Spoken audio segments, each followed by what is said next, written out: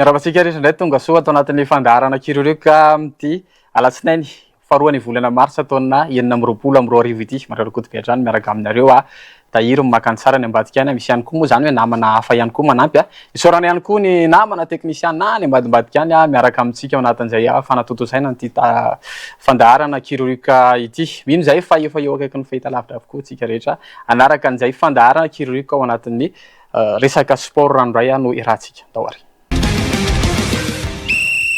Ny baolina lavalava no anomboantsika anazy dia ny rugby zany satria fantatsika tsara fa tsika koa anisany makafina tsy milalao ary fa rehefa mijery dia mahafinaritra amin'ny maso mahita an'zala mitsoratsoraka any ambony terrain tadio nefa fa zany rugby zany tsy kilalao anjaza fa tena tonatona tena mafy zany anatin'ny rugby izany. Manazava i maître Elis CTR Analamanga mikasika an'izay fizotra ny lalao régional izay androsy zany no endrasana dia hitra ao anatin'ny phase finale andao arahantsika ny momba izay.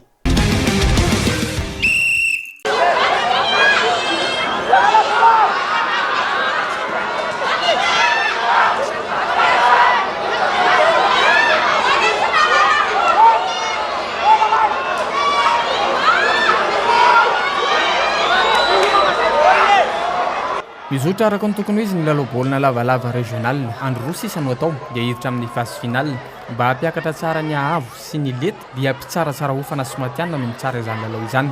Amin'ny mahalalao donadona azy moa dia mety misy maratra ka izy ireo no mandray an-tanana ny fitsaboana voaloha ary ny filohovana kosa no misahana ny ambiny. Fizotra ny lalao zany dia mandeha tsaka sy andavana tsara dia andro roa farany sisy ity zany misy match roa farany dia tapitra ny éliminatoire dia hiditra phase finale zay. Tsara zany betsaka moa zany le tsara misy nanao erreur dia misy sanction nataon'ny lehibe ny arbitre fa tsy maintsy misy ny formation hiditra phase finale na izay tompona ndraiky tsara tsy maintsy manao mampianso ny filevana rehetrarehetra zao ny editsika hanomana an'ity phase finale ity. Misy ny joueur maratra hoana ny fandraisana ndraiky tsara? Ny joueur maratra zany dia amin'ny mpitantananay moa zany dia zay mampiditra azy any amin'ny mitondra azy any amin'ny hôpitaly raha sendra maratra eo sur terrain fa anjaran'ny filevana kosa no manao ny fitsaboana azy ihany satria izy mandoa assurance ara-dalàna. Mila fiomanana tanteraka ny taraja rugby fa tsy kilalao anjaza satria mafy ny dona ao anatin'izany baolina lavalava izany ary raha tia azo vokatra tsara dia mila miomana tsara ihany koa raha nambara ny floa régional Analamanga mila mazaka voka-dalao ihany koa ny ekipa sy ny coach satria betsaka foana ny fanaratsiana sy ny fanisina sira zany ao anatin'izay hoe taranja rugby izay hoe zay resy satria ny mpitsara mitongilana sy ny sisa ndao hoentsika ny fanazavana mikasika izay. Manazava momba ny firafitra amin'ny fifaninanana ny floa régional ary nanamafy izy fa tsy kilalao ny taranja lavalava fa tena mafy ny fifandonana ka tokony miomana tsara ny ekipa tsirairay. Mila mahay milalao sy mazaka ny vokatra ihany koa ny ekipa satria betsaka ny kiana mahazo ireo mpitsara sy mpikarakara rehefa ratsy izay voka-dalao izay ho an'ny ekipa resy. Mila maharaka tsara ny fitsipika ihany koa ny ekipa tsirairay satria dia misy hatrany ny fiovana izany. Ny régional moa zany dia mitava vokato amin'ny régional dia manao misy ny ndray voalohany zay finaliste tonga dia miakatra top 20 fa ny anankiray le deuxième indray mbola manole vice champion zany mbola miverina manao match de barrage amin'izay midina ao amin'ny top 20 ka ny zavatra tiako apetraka zao dia tokony samy manomana daholo ny rehetrarehetra amin'le phase finale ary tokony samy mijery ny erreur ataony eo ambony terrain fa tsy hanome-kihana mpitantana sy ny arbitre foana. Ny eto mbola tsy nahita moa zany hoe arbitre ny mpandresika ny teny hoe mangalatra ny arbitre matetika ny resy foana no miteny hoe mangalatra ny arbitre. Ndraiky lefa miova be da be zao fa manentana ho an'ny club tsirairay na club izy io na tsany amin'ny sélection na tsaiza na zay tokony hanana arbitre izy hampianatra raiky. Somary hiakatra niveau ambonimbony kokoa tsika dia ny top 12 satria misy ny régional dia raha miditra top 20 dia raha miditra top 12 dia hiditra ao anatin'ny top 12 tsika satria nisy ilany koa zany lalao natao ny farany herinandro teo dia hoarahantsika antsara ny sombitsombony ao anatin'izay top 12 izay ary avy hatrany ihany koa dia hoarahantsika ny voka-dalao ao anatin'ny top 12.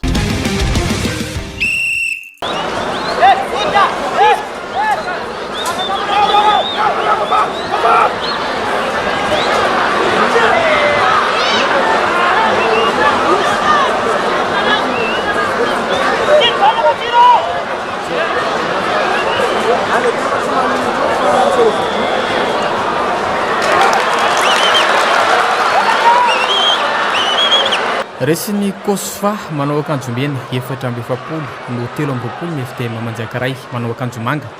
Azo lazaina fa afabela zao ny Kosfa rehefa nidona tamin'ny Manjakaray. Tafiditra amin'ny andro fahenina ny lalao. Nanohatra ihany zareo Dakar raha niona tamin'ny miaramila na dia teo aza ny nisy teo amin'ny lalao omaly.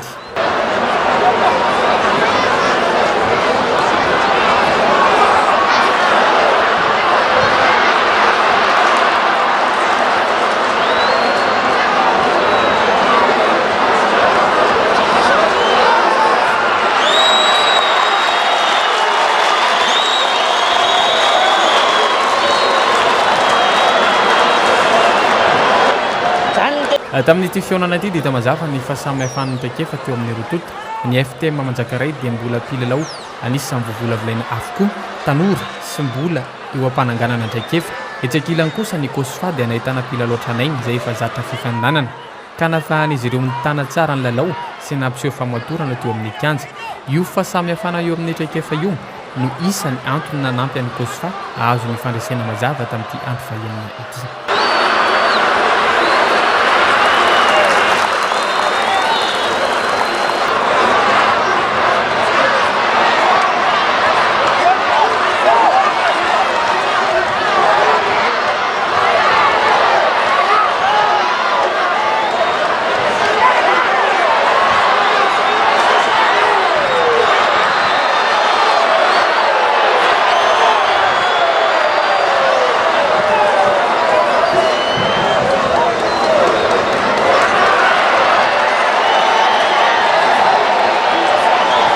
Teo amin'ny fidirana voalohany dia Kosfa no nanomboka nitarika ka nahatafiditra baolina ny tanana roa.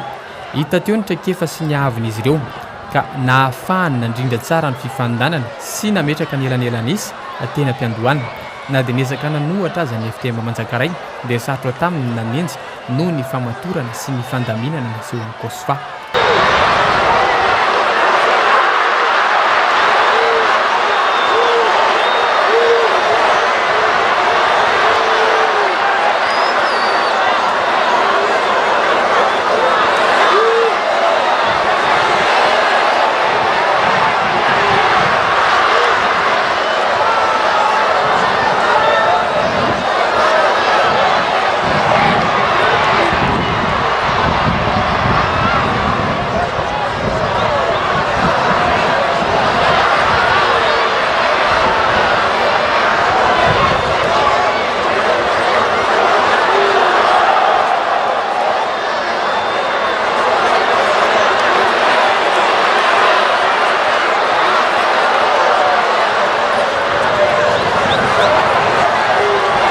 Teo amin'ny fidirana faharoa dia niezaka nitsipona tamin'ny alalan'ny fitsarana hors-jeu ny Kosfa 5 vetivety foana dia mbola nitonga indray ny elanelan'isy teo amin'ny rotota. Dia teo aza niezaka nataon'ny FTM Manjakaray ampianan'isy dia navita napiditra baolina ny tanana maromaro indray ny Kosfa ka vao maika nanamafy ny fitarihana sy nanansarotra ny fanenjehana azy.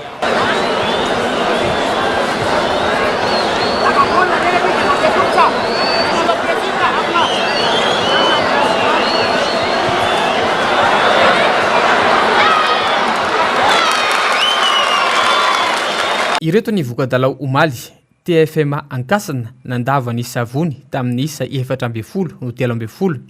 CEA Andranomanalina nandresan'ny 3FB tamin'ny isa mavesatra 420 no 420. Kosfa nandava ny FTM Manjakaray tamin'ny isa 470 no 320. Lalao nahitana elanelan'isa samihafa, nisy ny tena nifandanja ary nisy kosa ny fandresena mazava. Ho an'ny PFL kosa indray dia tafiditra ao anatin'ny andro fahatelo ambin'ny folo tsika izao rehefa mijery PFL nareo dia mahafinaritra foana mahita an'izy ireny. Ny zavatra tena tiako ao anatin'ny baolina kitra ihany koa le mahita ny zalahy reny eny anivon'ny fokotany milalao ihany koa. Zay aloha zany tsy dia fantatro loatra ny hoe fifanarahana mikasika an'izay hoe afaka milalao eny anivon'ny fokotany ve izy satsia fa mety fotoana misy fotoana ihany koa mety mahita an'izy ireny ianao dia tena hitanao mihitsy le letan'ilay mpilalao zany rehefa milalao eny anivon'ny fokotany izay. Ao anatin'ny andro fahatelo ambin'ny folo tsika izao lalao maromaro no totosa ny farany herinandro lasa teo dao raha tsika ny momba izay. Ao anatin'ny andro fahatelo ambin'ny folo ny PFL amin'izao fotoana izao mizoritra sy milamina izany fifaninanana izany ary tena azo lazaina fa manan-talenta ireo mpilalao baolina kitra malagasy. Hatreto aloha fa adisompanantenana goavana ny fanapa-kevitra ndraisin'ny kafo momba ny fanafoanana ny tranony satria io no lalana tokana ahafahan'ireo mpitsongo mahita ireo mpilalao miavaka sy tsara na zany azy nefa dia efa mieritreritra nova rafitra ny fifaninanana ny kafo ka hanova izany ho Ligue des Nations Africaines vinavinaina anomboka ny 7-20 toy izao ny voka-dalao tao aorianan'izay andro 17 izay FC Rouge sy Kosfa nisaraka tamin'isa aotra sy otra FC Clinique Zanatany sy Adjesaya saraka tamin'isa 2-0.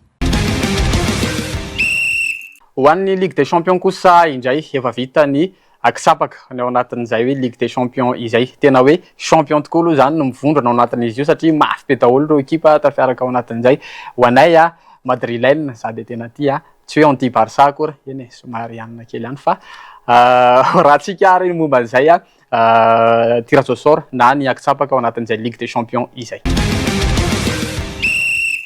Vita somatsara ny akisapaka ho an'ny Ligue des Champions 8e de finale izay anomboka ny 10 sy ny 11 ny volana martsa izao ny lalao mandroso.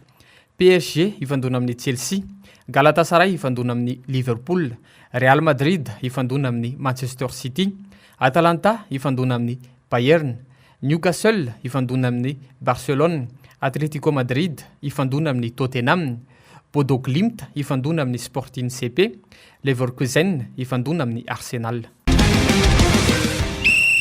Ho an'ny taranja lomano kosa indray nasiana fifampifondronana zany mba hitiliana ireo atleta tokony ray anjara ao anatina championnat national zany na ihany koa hoe ety hiakatra amina fifaninanana international ihany koa teboka maromaro no nentin'ny coach Doud tao anatin'ity fanadihadiana kely ny arahana tamin'ity ao anatin'izay taranja lomano izay. Ao anatin'ny fampifondronana izay 5 voalohany isaky ny sokazy ny ligany alemanga taranja lomano amin'izao ny atao amin'izany dia fanatsarana tanteraka ireo atleta ka amenona ny banga izay tsy feno tany amin'ny club misy azy tsara ny manamarika fa sambany ny ligana ny alemanga no nanao izao fampifondronana izao tanjona amin'izany ny ananany ankizitraika efa feno mila tsaraina ihany koa ny taranja lomano indrindra ny fotodrafitrasa farany dia mangataka ny fitondram-panjakana izy ireo mba hijery akaiky ny taranja lomano. Ny zavatra ataonay zany zao dia fampivondronana taorinana compétition atao hoe critérium 5 dia zay 5 premier isaky ny catégorie hatrany amin'ny kely indrindra ka hatrany amin'ny ambony indrindra zany ireo hitantsika ampivondronana eto zao dia isaky ny sabotsy maraina 9-10 sy ny lahady amin'ny ray ka hatramin'ny 3 zao hoe zavatra tsy feno fiofanana feno mihitsy zany ny atao eto zay tsy feno any amin'ny club satria tena alaina tsirairay mihitsy zany ny ankizy refesina alaina ny performance alaina ny teknika dia à partir an'iny zany zay manao ny fanatsarana na amin'ny lafiny teknika na amin'ny lafiny étirement amin'ny lafiny BDB zay mety tsy anana fotoana ary zareo any amin'ny club zany zay sambany zany ny ligue ny analamanga no nanao an'izao fampifondronana zao ary atao hoe ino mo fitenen'izany hoe matsiaro fiera zany zareo tafiditra ao anatina ekipa régionale zany tena fiera mihitsy misy zaza 7 taona ao 1 taona dia hoe voalohany eo amin'ny fiainana zany hoe tafiditra ao anatina ekipa régionale ekipa nationale moa zany vao maika tsara ny tanjonay zany amin'ny ankizy tsirairay dia ny ananany tsaiky efa feno araka le niteneniko teo mba ahafahana miditra any amin'ny ataontsika hoe sehatra avoavo kokoa noho izao ary mba ho tafiditra any amin'ny ekipe nationale zay koa zany ny tanjona anatsarany ankizy ny zava-bitany voalohany indrindra moa ny natation mbola lavitrezaka eto amintsika na nisan'ny mpilomano fotsiny ara zany ny ataontsika hoe licencié dia tena mbola vitsy satria dia nifototra avitrasa aloha voalohany indrindra zay zany aloha ny olana eto ligy analamana. Efa voafatra tsara avokoa ny tety andro ao anatin'izay taranja lomano izay roa taona zay no nisitraka dobo filomanosana no hafanaina ny atleta zany hoe tombony be ho antsika aloha zany fananana an'izay dobo filomanosana no hafanaina izay satria rehefa ririnina ny andro dia mitangolalitra fotsiny ireo mpilalao zany rehefa ao anatin'izay hoe ririnina izay dikan'izay dia hoe tsy afaka mikotrana izy nefa tokony hikotrana foana ny mpilalao rehefa anomana an'izay resaka compétition izay. Eto dia mitondra fanazavana momba an'izay CTR Emilien ankoatran'izay ihany koa dia nisy teboka somary no amafisiny kely mikasika ny toerana satria misy toerana tokony ahafahan'izy ireo mivelatra nefa dia misy olona tsy ampy tokony izy mibodo an'izay toerana izay. Rahantsika ny momba izay. Raha ny tety andro ny taranja lomano eto Analamanga dia ao anatin'ny fanomanana ny championnat Analamanga 20 sy 22 martsa atao amin'ny ANSP Filoha. Eo ihany koa ny fanomanana ny stage intersaison. Anisan'ny tanjona amin'ny championnat ny ahitana ny leta ny atleta tsirairay. Ny fédération tompoteny farany amin'ny fisafidianana ireo ankizy afaka miatrika ny championnat de Madagascar Open. Anisan'ny dingana goavana ihany koa ny fanafanana ny dobo filomanosana rehefa andro ririnina. Ary misitraka izany ny ANS. Tombony lehibe ho an'ny mpilomano zany. Efa miomana sady ihany koa amin'ny Jeux des Îles 17 farany dia manao antsoavy izy ireo ny amin'ny toerana izay tokony hositrahany kanefa misy mibodo.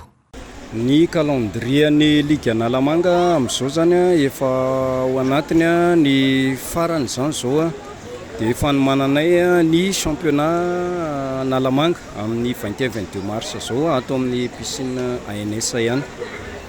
Dia akoatran'izay ny fandaharam-potoana manaraka fanomanana sady ny stage intersaison ary koa fanomanana sady ny fitohizan'ny stage ho an'ilay ankizy ao anatin'ireto le manao regroupement ny critérium top 5 Analamanga.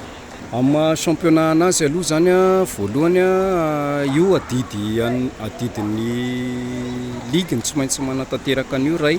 Faharoa ao anatin'ny le championnat ihany koa zany manao ny évaluation sady le ankizy lomano nandritran'izay saison 2026-27 zay. Ny critère zany zareo fédération manome minima dia izay ankizy rehetra mahatratra minima no manao ny ity championnat de Madagascar Open zany. Roa taona zay no nanomboka nafanain'ny ANS ny piscine teto dia afaka nanao foana zany zay nandritran'izay roa taona zay mandeo amin'ny 2 volana eo dia ny club rehetrarehetra eto Analamanga zany misitraka an'io manana adiny 2 isan'andro izay.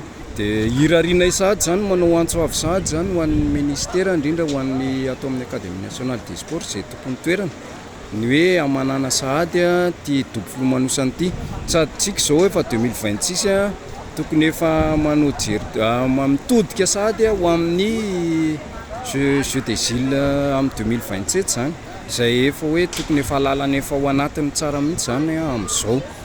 Ya manao antsoavy ihany koa zay ho an'ny ministera sy ho an'ny mpitantana ny toerana ANS zany fa izay atao amin'ny lomano zany ligue ny natation Analamanga dia misy toerana mbola tokony ho ampiasainay ny toerana ao amin'ny Sogradin izay sady anaovana salle de conférence ho an'ny nageur ny eo ny chambre d'appel. Nareo ve tia boky nosatra? Eny za aloha tia ihany ho an'ny vehivavy ihany koa ifantanio dia mipetraka hoe tia ny vehivavy ve zany lehilahy boky nosatra izany dia ho an'ny lehilahy ihany koa ve mety mankafy vehivavy boky nosatra tsy haiko aloha fa miankina amin'ny tsirairay zay fomba fijery zay fa raha ho anahy manokana dia tiako izay taranja bodybuilding izay resaka bodybuilding isika somary efa fianifiany tety andro ao anatin'izay bodybuilding izay tanjona moa zany dia hoe ny championnat du monde no tena tanjona. Teboka goavana no resahan'ny filohan'ny fédération na bodybuilding fa miantso tena ny atletatsika rehefa miatrika izany fifaninana ny resam-pirenena izany. Dao rahantsika ny fanazavana momba an'izay Vernier Georgie filohan'ny fédération ny bodybuilding. Efa somary fenofeno ny tety andro ho an'ny taranja bodybuilding manomboka ny 14 martsa ny compétition régionale manerana ny faritra. Ny tanjona amin'izany dia nanaovana ny championnat du monde ary marihana fa mbola mianto tena hatrany ireo atleta rehefa miatrika izany fifaninana resam-pirenena izany. Azo lazaina tsara toerana ny taranja bodybuilding malagasy maneran-tany satria efa nazahoantsika maro boninahitra maro zany. Tsara ny manamarika fa amin'ny régional dia mbola ny club no miantoka ny atleta rehefa ivoaka ivelan'ny Madagasikara kosa ny atleta dia mandray an-tanana ny fédération.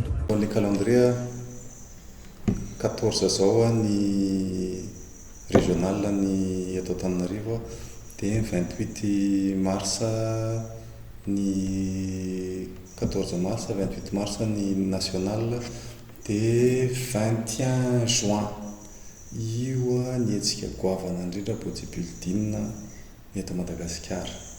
Izy io étalé sur 2 jours, misy compétition amateur, misy compétition professionnelle. Zay ny tena calendrier. Dia après an'izay mamonjy ny Laos ny champion national, dia misy ny NPC koa amin'ny novembre, décembre io ny fivoahan'ny athlète bodybuilding ny ivelany. Zay afaka amin'io zany dia manao championnat du monde, dia marihana fa hatreto aloha mbola miantso tena foana ny athlète ny fédération bodybuilding dia miantso tena foana aloha hatreto, ary nefa voninahitry ny Madagasikara no entina ka inoako angamba fa moampiny fanjakana amin'ity taona ity. Za aloha tsy mahita hoe le niveau, fa tsika rehetra nahita hoe nisy ray champion du monde tamin'ny heritaona, nisy ray vice champion, misy sasany nahazo 4e place, 3e place, 5e place, misy champion BDP navoakan'ny fédération tamin'ny heritaona, ary tena namiratra ny fédération bodybuilding tamin'ny heritaona. Amin'ny régional ohatran'izao dia ny athlète sy ny club niany no manampy ao anatin'izay taranja bodybuilding zay dia misy karazany ny bodybuilding, fa tsy hoe le rehefa bokona be fotsiny dia efa iny zany le izy, fa mbola misy sokajiny maromaro anatin'izay taranja bodybuilding zay. Misy main physique dia misy ihany koa ny hafa, tsy haiko le hafa fa be dia be le izy, maro be le izy. Dia raha ho tanisaina moa zany dia somary fenofeno any ny orantsika, fa misy karazany maro izy ireny. Zany hoe bodybuilding na body perfect zany azo lazaina hoe ambony indrindra ny misy azy, dia raha aveo somary mimidina. Anazava momba an'izay moa zany ny filohan'ny fédération ny bodybuilding, fa tsy za dia aleo izy ny anazava misimisy kokoa mikasika an'izay.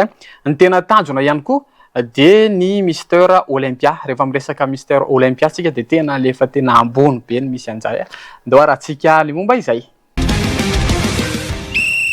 Ao anatin'izay bodybuilding zay dia maro ny karazany, efa samy mahafantatra ny sokajiny avokoa ireo athlète. Mba azahoana vokatra tsara nefa dia misy ny pekady izay ataon'ny technicien amin'izay fisafidianana izay sokajiny izay. Tanjona goavana ho an'ny fédération ny andray anjara amin'ny Mister Olympia, izay anisan'ny avoleta indrindra. Efa misy fanantenana goavana ny andraisantsika anjara amin'izany.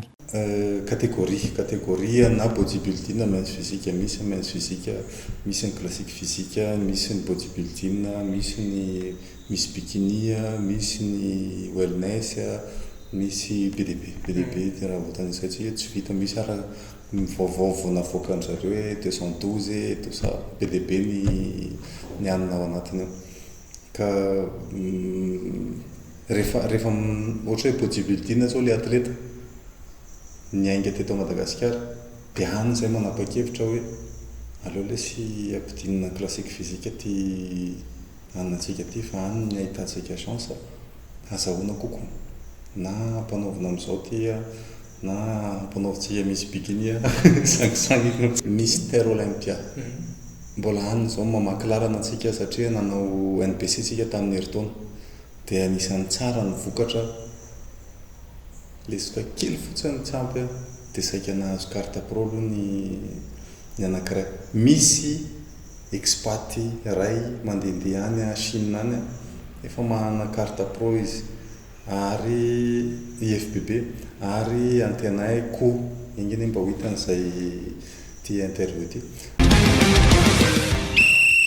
Zay ihany koa no mamarana ny fandarana kireo ka tamin'ity anio ity. Makasitraka be atsika rehetra aloha zany na fohy fotoana niaraka taminay tamin'ity anio ity.